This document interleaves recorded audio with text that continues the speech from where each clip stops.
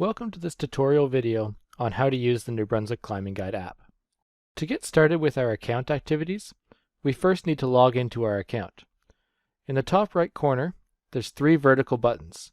Clicking on this button will open up a drop-down list with the Login button. Clicking on Login will bring us to a login portal. From here we have 2 options. We could sign in with our own email, or we can sign in with Google. Clicking on Sign in with Google, you may be prompted to authenticate to your Google account, but once you're authenticated, you're now logged in via your Google account. Clicking in the top right corner again on the 3 dots, we see that the Login button has now changed to an Account button. Clicking on the Account button, we have our account details. From here, we can update some of our details. We can update our name and email address by changing the values in the corresponding text fields and clicking on Update Details. We also have the ability from this screen to change our password, log out of our account, or delete our account. It's important to note that if you delete your account, all of the data associated with your account will be permanently deleted as well and cannot be recovered.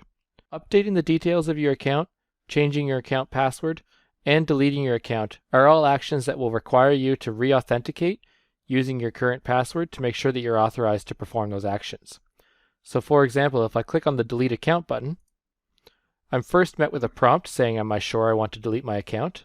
And I click on Yes, and then it prompts me for my password. Upon putting in my password and clicking Submit, my account would be deleted. If we log out of this account, and then we return to the login screen, we can also sign in with our email. In here, we put in our email and click on Next. Then we put in our first and last name along with a password. And then we click Save. And once again, we are logged into the New Brunswick Climbing app, and if we click in the top right corner, we can go back to our account and we can see that we have the same options available to us with the ability to update our name and email address. Note that you can only update your email address if you're logged in and have created an account using the email option. If you're logged in through your Google account, you can't change this email from here. Another feature in the toolbar available to us is the ability to easily switch between rock and ice mode. There are 2 ways that we can do this. We can open up the hamburger button menu on the left-hand side and click on Ice Climbing to switch to ice mode in the app, or click on Rock Climbing to change to rock climbing in the app. Alternatively, we can also click on the rock icon in the top right corner, which opens up an ice drop-down list, and if we click on the ice button, it switches us to ice mode. And similarly, in ice mode, we can click on the ice type button in the top right, and then click on the rock option in the drop-down menu, and it switches us to rock mode. Both of these methods perform the same action. Moving on to what we can do with our account once we're logged in. When we're on the route list of any area, we can long press anywhere on the route. So we could long press on the title, or the picture, or anywhere in the description. And either way, we're going to be prompted with this pop-up, which has the name of the route that you're dealing with, and then some various options.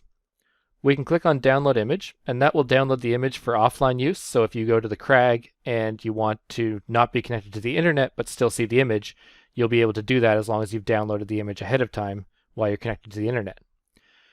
We can also do a quick log of our ascent. Clicking on this, we've now logged a successful ascent of a route, in this case Fire in the Hole. And because we've logged that ascent, we now have a green check mark beside the route in our list. We can do the same thing again for the Phoenix and as many routes as we want to check off. Any route that you've logged as sent will show up with a green check mark. We can also do a more detailed ascent log. If we once again long press on the route, we can click on Log Ascent, and this takes us to a page with more detailed options for logging our ascent. Here we can select a date that we want to log our ascent on. So for example, March 4th. We can select whether we want to mark it as sent or not. So If you want to just note that you did a hangdog ascent or otherwise didn't send the route, so you don't want the green check mark in the list yet, but you still want to record some notes about what you did that day, you can record the notes here in the notes window and not mark the route as sent, and that way the green check mark won't show up, but you'll still have this record of what you've done. Or you can mark the route as sent if you did send it.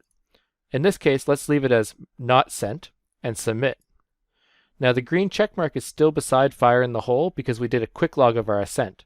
So if we long press on the route again and we click view your ascents, here we see a list of our ascents. We see that we have one ascent on March 5th where we did send it and we have no notes. That's the result of our quick log. Then we have a more detailed log of March 4th. We did not send it and we have a note of hangdog. We can click delete ascent, and that deleted our quick log ascent, but we left our non-sent attempt.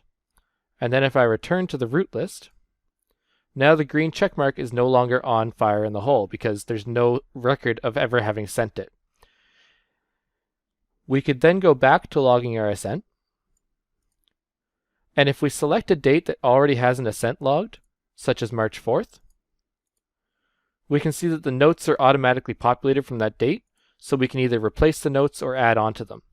We could also go back and change that ascent to be a send, and click submit, and now the green check mark is back on fire in the hole. And if we once again go to view our ascents, we can now see that it says yes, we did send on that day. If we long press on fire in the hole again, and we click on log ascent, and we select a date with an ascent again on March 4th, we can see that because it's been sent on that day, we have the option to unmark as sent. And what this will do is change it back to an unsent route. And now the green check mark has once again disappeared. These are the various ways that we can log our ascents in the app. There can only be one logged ascent per day, but you can include whatever you want in the notes for that day. So if you want to note that you've climbed it multiple times in that day, you could put that information in the notes. Going back to the long press, let's see what it looks like if we have multiple ascents over multiple days in our ascent history. So I'm going to just go log a couple ascents over a couple days. And then we'll log one in the future. And now if we view our ascents, we can see that we can scroll through our previous list of ascents and get our information that way. The other thing that we can do in this long press is personalize the route information. If I click on Personalize Route Info, then I'm populated with options that I can change about the route. I can change the route name to be whatever I want.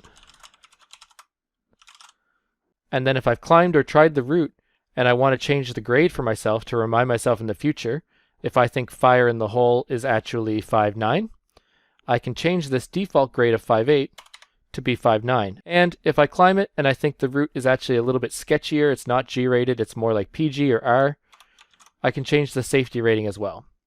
So if I click Update Details after changing this route information,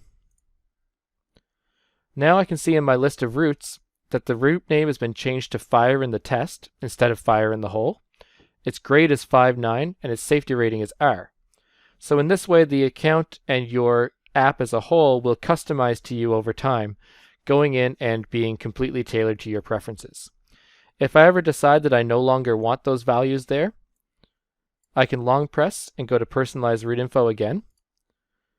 And the default values that I put in there, or my modified values, are automatically populated in the text field. And I can click Revert to Original Values. And it will confirm that I actually want to do that. And I click Yes. And now all the original values are restored for that route. Note if I personalize the route information again, when I long press, the title also displays the modified route. And if I click on the image for the route to go to the full screen view, the title will also say the modified title of the route name. So these are some of the actions that we can do when we're logged in as an account.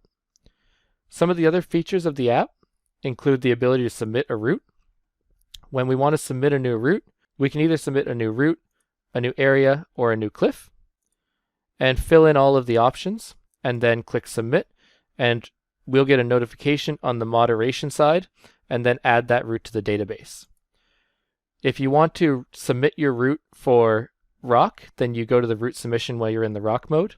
If you want to submit your route for ice, then we switch to the ice mode, and we go to the submit route again, and now we're submitting for an ice. We can also search through the route database. So I can go to search in rock routes, I can search for test, and I see that there's nothing here, but if I just leave it at T, here's everything with T in it. I can click on the region and go to the region. If I search for cliffs, I can see the cliffs, and I can click and go there.